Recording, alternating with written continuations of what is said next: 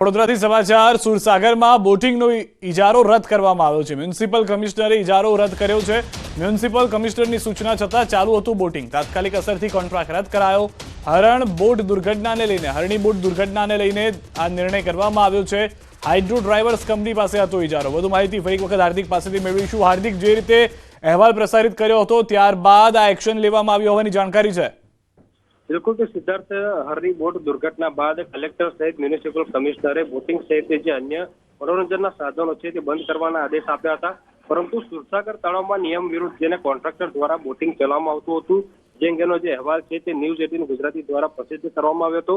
News 18 ગુજરાતીના અહેવાલ બાદ જે મ્યુનિસિપલ કમિશનર છે તે સફાળે જાગ્યા છે અને મ્યુનિસિપલ કમિશનર દ્વારા આ ગેરકાયદેસર એટલે કે મંજૂરી વિના બોટિંગ ચલાવનાર જે ઇજારદાર છે એનું નામ છે હાઇડ્રો ડ્રાઈવર્સ કંપની।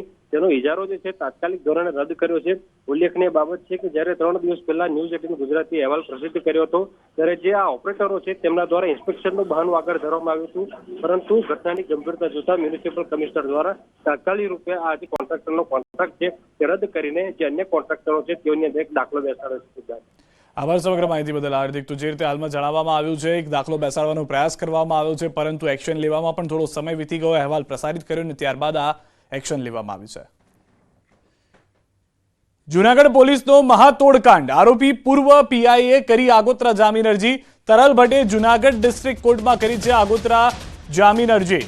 પોતાને ખોટી રીતે ફસાવ્યો હોવાનો અરજીમાં ઉલ્લેખ। પોતાને બદનામ કરવાનું કાવતરું હોવાનો પણ આગોતરા જામીન અરજીમાં ઉલ્લેખ। આવતીકાલે જૂનાગઢ જિલ્લાના મુખ્ય ન્યાયાધીશની કોર્ટમાં થશે સુનાવણી। કોર્ટ દ્વારા તપાસનીશ એટીએસના અધિકારીઓને બોલાવવામાં આવે તેવી શક્યતા।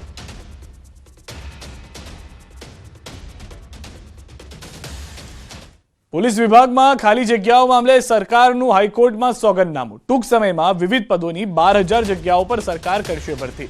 સ્ટેન્ડિંગ કમિટીએ 30 ઓક્ટોબરના રોજ 12,000ની ભરતી આપીની મંજૂરી આપી છે। સ્ટેન્ડિંગ કમિટીએ રાજ્યના ગૃહ વિભાગને સોંપ્યો છે નિર્ણય। પોલીસ વિભાગમાં ક્લાસ 3 પોસ્ટ માટે સ્ટેન્ડિંગ કમિટી આપી મંજૂરી। બિન હથિયારધારી પોલીસ કોન્સ્ટેબલ 6,600, હથિયારધારી પોલીસ કોન્સ્ટેબલ 500, જેલ સિપાહી પુરુષ 687, જેલ સિપાહી મહિલા 57 જગ્યાઓ પર કરાશે ભરતી। આ ઉપરાંત સ્ટેન્ડિંગ કમિટીએ 2022માં બિન હથિયારધારી પીએસઆઈની 325 જગ્યા પર આપી હતી મંજૂરી। 325માંથી ચાલુ નાણાકીય વર્ષ 273 બિન હથિયારધારી પીએસઆઈની ભરતી કરશે સરકાર। સરકારે એફિડેવિટ ફાઇલ કરીને કીધું છે કે એ લોકો 12,000 પોસ્ટ ભરવાના છે, જ્યારે જેની સામે આજની તારીખે 29,000 પોસ્ટ વેકેન્ટ છે। એટલે 12,000નું જે પોસ્ટ ભરવાના છે એ ડ્યુ કોર્સમાં એ લોકો કરવાના છે પ્રોસેસ, અને એ ભરવા પછી બાકીની જે છે રૂલ્સ પ્રમાણે એ લોકો કરશે આગળ। ગુનાહિત પ્રવૃત્તિને અટકાવવા દ્વારકા પોલીસે અનોખી પહેલ કરી છે। દ્વારકાના સલાયા અને ભાણવડ પંથકમાં ગુનાહિત ઇતિહાસ પ્રવૃત્તિને અટકાવવા પોલીસે કમર કસી છે। ઘરફોડ ચોરી, હથિયાર, કરોડોનું ડ્રગ્સ હથિયાર, સ્મગલિંગ, દાણચોરી સહિતની અનેક ગેરકાનૂની પ્રવૃત્તિને અંજામ અપાતો હોય છે, ત્યારે દરેક ગેરકાનૂની પ્રવૃત્તિને અટકાવવા પોલીસે સોલાર સીસીટીવી કેમેરા લગાવી રહી છે। સીસીટીવી કેમેરાની મદદથી દરિયા કિનારાથી દરેક પ્રવૃત્તિ પર હવેથી પોલીસની બાજ નજર રહેશે। સલાયા અને ભાણવડ પોલીસ દ્વારા વિવિધ જગ્યાઓ ઉપર સોલાર એનર્જાઇઝ પાવરવાળા સીસીટીવી કેમેરા લગાવવામાં આવે છે। આ કેમેરા ડે અને નાઇટ બંને વિઝનવાળા છે।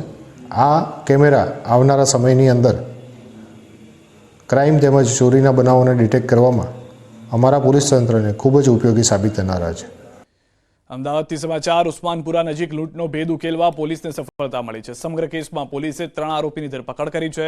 હેમેન્દ્ર નામના આરોપીને શેરબજારમાં દેવું થઈ જતા સિદ્ધરાજ અને રોહિત વાઘેલા સાથે મળી લૂંટનું તરકટ રચ્યું। પોલીસે આરોપી પાસેથી લૂંટના 8,65,000 જપ્ત કર્યા છે।